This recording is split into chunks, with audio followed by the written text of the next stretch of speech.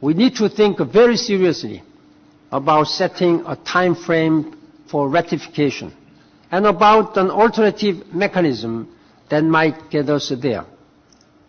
We need new treaties to reduce nuclear arsenals and verifiably eliminate bombs, warheads, and their delivery systems. And we need to start thinking about the legal requirements for global nuclear disarmament. Article 6 of the NPT is unambiguous and unconditional. It calls for good faith negotiations to this end. There is also a compelling need to start negotiations on a nuclear weapons convention. Ladies and gentlemen, honorable parliamentarians, your organizations have broken new ground in showing how parliaments and non-government organizations can cooperate and move the global nuclear disarmament agenda forward.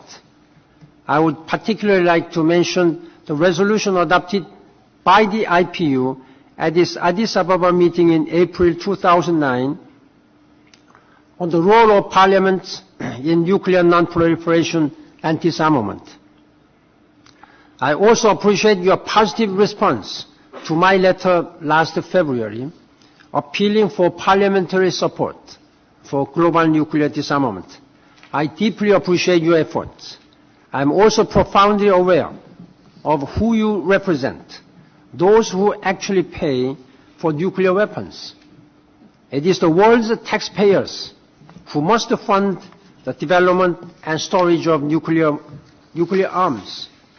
But tomorrow, in the famous words of John F. Kennedy, due to, I quote, accident, miscalculation, or madness, they could be paying a different and much higher price.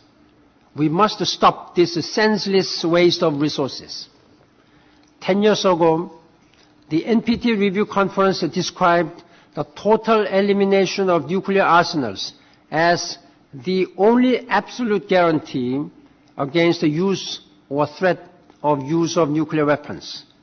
10 years on now, I urge you to take that message back to your capitals and your governments. Help to make disarmament a truly global justice and cause. Use your unique standing as tribunes of the people to build a safer and a better world for all. The United Nations will continue to be your partner in that effort. Thank you very much. Thank you very much.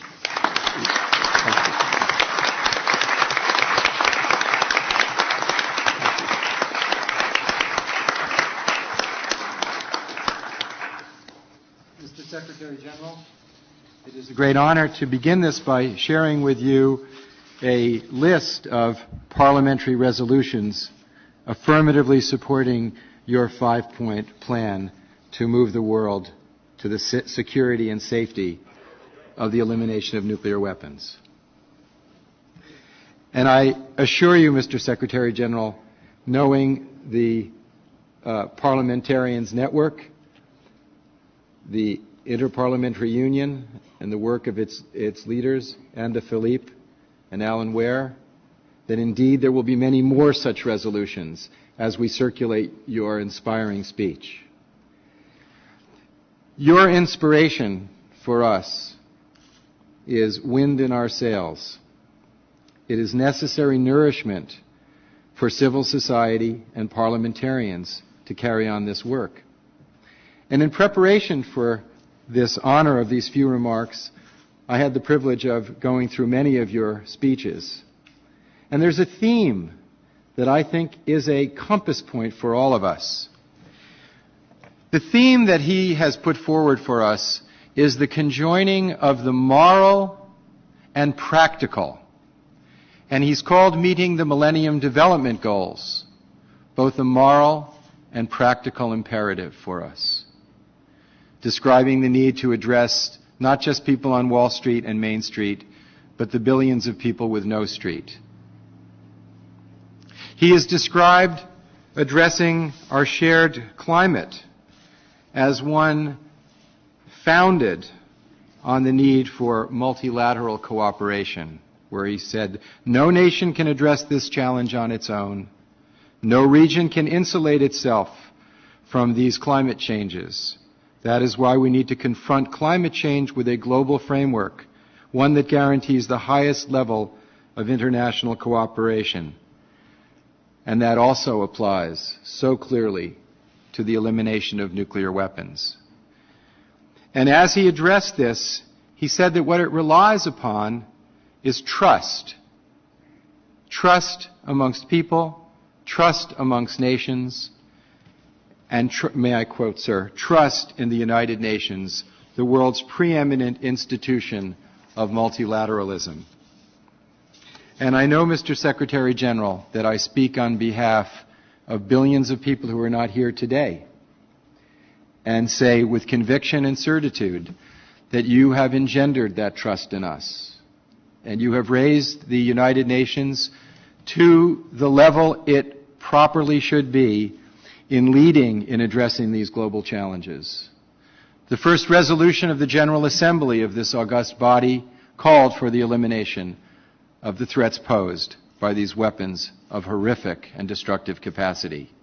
But not until Secretary General Ban Ki-moon have we had a leader who has come forward with such clarity and precision and substance, a 5-point agenda that can lead us to the safety and security and moral coherence of a world without nuclear weapons.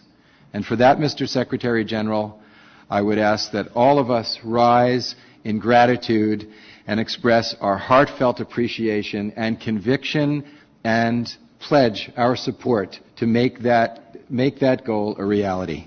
Thank you, sir.